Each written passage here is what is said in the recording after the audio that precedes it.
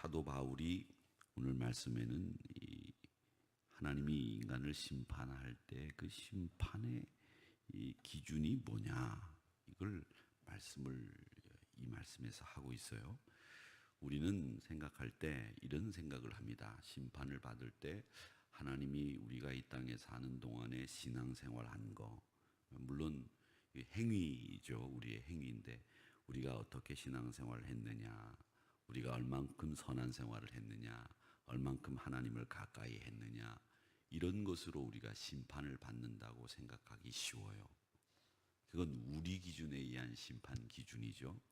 여러분, 심판이 우리 기준에 따라서 하나님이 심판하실까요? 아니면 하나님의 심판의 기준에 따라 심판을 하실까요? 그건 우리가 지금 분명히 들어도 알 수 있는 것은 우리의 기준에 따라 심판하시는 것이 아니라 하나님의 심판은 하나님의 심판 기준에 의해서 이루어지게 돼 있어요. 그러니까 오늘 이 말씀에서 하시는 이 바울 사도의 말씀의 내용은 뭐냐면, 여러분들이 생각하는 심판의 기준, 여러분이 하나님 앞에서 내 신앙생활은 이렇게 했으니까 이 정도면 내가 그래도 하나님 앞에서 칭찬받을 수 있을 거야, 이런 생각하면서 심판받을 요량하지 말라는 겁니다. 하나님 앞에 심판받는 것은 하나님의 심판 기준에 의해서 받는 거다, 이걸 분명하게 얘기를 하고 있어요. 왜냐하면 유대인들은 자신들이 하나님 앞에서 심판받지 않을 거라고 생각했거든요. 유대인들은 자신들이 하나님의 선택한 백성이기 때문에 언제든지 자기들은 보호받을 거라고 생각했어요. 그 보호받을 수 있는 것 중에 하나가 뭐냐면 자신들이 가지고 있는 율법, 이 율법이 자신들의 보호수단이라고 생각했어요. 모세를 통해서 준 이 율법을 통해서 우리는 산다, 우리는 하나님이 택하셨다, 이게 그들의 보호수단이었어요. 그런데 그건 자기들 생각이었죠. 하나님의 심판의 기준으로 볼 때는 그 사람들은 정말 형편없는 신앙, 거칠에만 있고 예수님이 말씀하신 것처럼 회칠한 무덤 같은 사람들이었단 말이죠.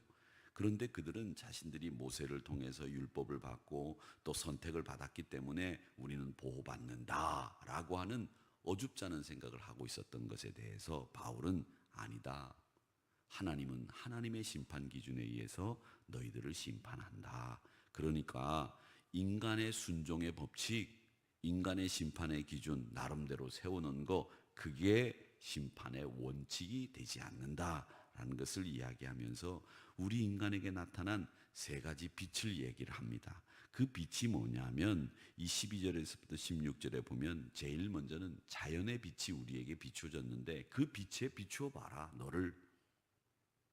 그 빛에 비추어 보면 네가 얼마나 하나님 앞에 못됐고 얼마나 모자르고 허물 많은 인간인지 알게 될 거다, 이렇게 얘기를 하시면서 이 빛이 있었고 그들이 여기에 따라 심판받는다. 누가?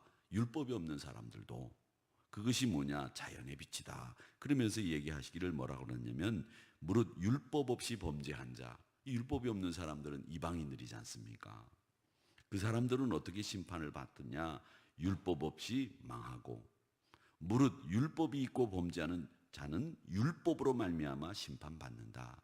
그런데 하나님 앞에서 율법을 듣는 자가 의인이 아니고 오직 율법을 행하는 자가 의로운 자다, 이렇게 말씀하시면서 유대인들이 너희들 율법을 듣는 것으로만 의인이라고 생각하는데 아니야, 율법 듣는 것만 갖고 의인이 되는 게 아니라 율법을 행해야 의인이 되는 거야. 그러면서 또 14절에서는 뭐라고 말씀하시는가 하면, 율법 없는 사람들, 즉 이방인들은 율법이 없기 때문에 망하는 게 아니야. 사실은 율법 대신에 하나님이 그를 율법 대신 행할 수 있는 것들을 주셨어. 그게 뭐냐? 양심이라는 거예요. 그러면서 이 양심 이외에는 다른 율법이 없는 이방인들은, 그 사람들은 그 양심에 의해서 하나님에 의해서 판단을 받고 하나님에 의해서 심판을 받는 거야, 그렇게 말씀을 하시는 겁니다. 그러니까 그들은 이 양심이라고 하는 것에 의해서 판단하고 양심에 의해서 그들이 마음의 빛을 받고 그들이 하나님 앞에서 판단을 받는다, 이 얘기를 하고 있는 겁니다. 그래서 14절에 보면 율법 없는 이방인이 본성으로는 율법의 일을 행할 때에는 이 사람은 율법이 없이도 자기가 자기에게 율법이 된다라는 말은 뭐냐면 하나님을 알만한 것을 주셨고 하나님이 우리에게 주신 양심이라고 하는 법에 의해서 판단받는다는 얘기예요. 그래서 이 사람들이 12절에 보면 율법 없이 망하고 라고 하는 이 말을 부연해서 설명하고 있는 말씀이에요.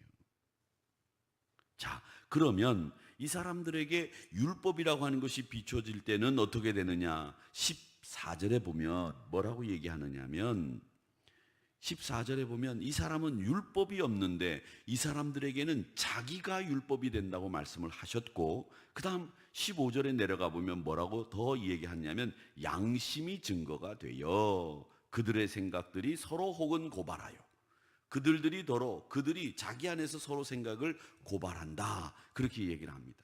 그런데 너희들은 율법의 빛을 받지 않았느냐? 그러니 율법을 듣는 자들 되는 것보다도 율법을 행하는 자 되어야 된다, 그렇게 말씀을 하시면서 율법에 의해서 심판을 받는데, 그 율법에 의해서 심판을 받는 만큼 그 율법이 너희들에게 주어진 하나님의 은혜였지만 그걸 듣기만 하고 행하지 않았으면 너희들에게는 그것이 엄한 심판의 원칙이 된다, 그 말씀을 하고 있는 겁니다. 그래서 이 말씀은 주인의 뜻을 알고도 행하지 않는 사람이 받는 하나님의 심판, 또 유대인들은 모세의 고발에 의하면 이들은 죽어 마땅한 사람들, 이런 사람들이 되고 만다는 겁니다. 율법을 자랑하기만 했지 행하지 않는 너희들 큰일 났다, 그 얘기를 하시고 있는 겁니다. 자, 그런 다음에 16절에 보면 이런 말씀이 나옵니다. 곧 나의 복음에 이른 바와 같이 하나님이 예수 그리스도로 말미암아 사람들의 은밀한 것을 심판하시는 그날이 온다, 이런 말씀을 하시고 있는데, 여기에 나의 복음이라고 하는 말이 나와요. 나의 복음.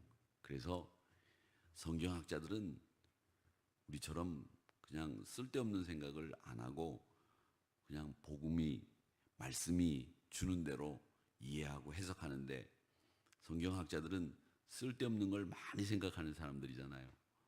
그래서 이 16절에 나의 복음이라고 하는 말을 가지고 여러 가지 생각들을 많이 했어요. 뭘 생각했느냐? 바울이 그 많은 편지를 썼는데 복음서는 하나도 안 썼거든요. 그렇죠? 복음서는 마태, 마가, 누가, 요한, 이 네 분의 복음서만 있어요. 그 말고 또 이제 외경에도 복음서가 있기는 합니다만은 일단 정경 안에 들어와 있는 복음서는 마태, 마가, 누가, 요한만 있단 말이죠. 그러니까 이 나의 복음이라고 하는 이 말에 꽂혀가지고 성경학자들은 우리가 지금 가지지 못한 바울의 복음서가 있지 않느냐, 이렇게 해석을 합니다. 그런데 아무리 뒤져도 바울이 쓴 복음서는 없어요. 바울이 복음서를 쓸 자격이 사실은 안 되죠. 바울이 예수님이 살아계시는 동안에는 그의 곁에서 어떤 것도 듣지 못했고 어떤 것도 행하는 것을 보지도 못했기 때문에 바울이 복음서를 쓴다고 하는 것에 대해서는 아무도 이해가 되지 않기 때문에, 바울이 똑똑한 사람이잖아요. 그러니까 그는 복음서를 쓰질 않았어요. 그런데 여기 보니까 나의 복음에 이른 것 같이, 이른 바와 같이, 이런 말씀을 하는 이유가 뭐냐? 복음서가 있다라고 주장하는 사람도 있지만 우리가 잃어버려서 없는 거지 사실은 있다, 이렇게 얘기하는 사람도 있지만, 사실은 뭐냐면 사도 바울은 여기서 뭘 얘기하는 거냐면 내가 전한 복음, 나는 지금 전하는 게 뭐냐? 복음을 전하고 있지 않느냐? 이게 내가 전하는 복음이라고 하는 뜻이다, 이 말씀을 하시고 있는 거거든요. 내가 복음을 전하고 있는 이 나의 복음, 그리스도가 나에게 준 복음, 십자가로 말미암아 너희가 살고 의인은 믿음으로 말미암아 살리라고 하는 이 복음, 이 복음에 의하면 그리스도 사랑으로 말미암아 너희들이 은밀한 것까지 다 심판받는 날이 있다. 그러니까 오늘 여기 말씀해 보면 그리스도로 말미암아 사람들의 은밀한 것까지 심판받는다는 말은 뭐냐면 하나님의 사랑과 예수 그리스도의 희생과 우리 하나님의 공의가 딱 맞아떨어진다는 얘기예요. 이 공의는 공의대로 가고 사랑은 사랑대로 가는 게 아니에요. 하나님의 공의는 항상 하나님의 사랑과 예수님의 희생과 이게 다 같이 어우러져서 시계 톱니바퀴가 딱 맞아갖고 돌아가듯이 그렇게 돌아가는 거예요. 그리스도로 말미암아 우리가 살았잖아요. 그런데 그리스도로 말미암아 우리가 심판도 받는다는 거예요. 얼마나 무서운 얘기입니까? 그러니까 오늘 이 말씀을 통해서 배우는 것은 우리의 은밀한 것까지 심판하시는 우리 그리스도 예수로 말미암아 심판받는 우리의 삶에 대해서 이야기를 하는 겁니다. 그 최후의 심판은 하나님이 정해놓으신 거죠. 그 날은 장차 오게 될 것인데 그 심판은 예수님의 손에 쥐어져 있다는 거예요. 하나님께서 이 그리스도 예수를 통해서 우리를 심판하시게 된다. 심판장이 되실 것이다 라고 하는 것을 분명하게 말씀하시는 내용입니다. 그래서 12절에서부터 16절의 말씀의 내용은 정리하자면 율법이 너희들의 보호가 되는 것이 아니요 율법을 행하는 것이 너희들에게는 심판을 명하는 것이고 너희들에게 자연의 빛이 있는 이방인들에게 자연의 빛이 있지만 그들에게 그 양심이 하나님을 알게 하는 하나님의 뜻을 준하여서 행할 수 있는 기준이 된다. 이렇게 이야기를 하시면서 그리스도의 사랑과 함께 공의도 너희들에게 주어져 있으니 항상 하나님의 말씀 속에 그대로 온전히 신실하게 거하는 여러분들이 되어야 합니다 라고 하는 것을 말씀하시고 있습니다. 그날이 되어 우리가 주님 앞에 드러나는 날, 주님 앞에 나의 모든 모습이 드러나는 그날 하나님 앞에 가서 잘했다고 칭찬받는 성도들이 되라 라고 하는 메시지가 이 안에 들어 있습니다.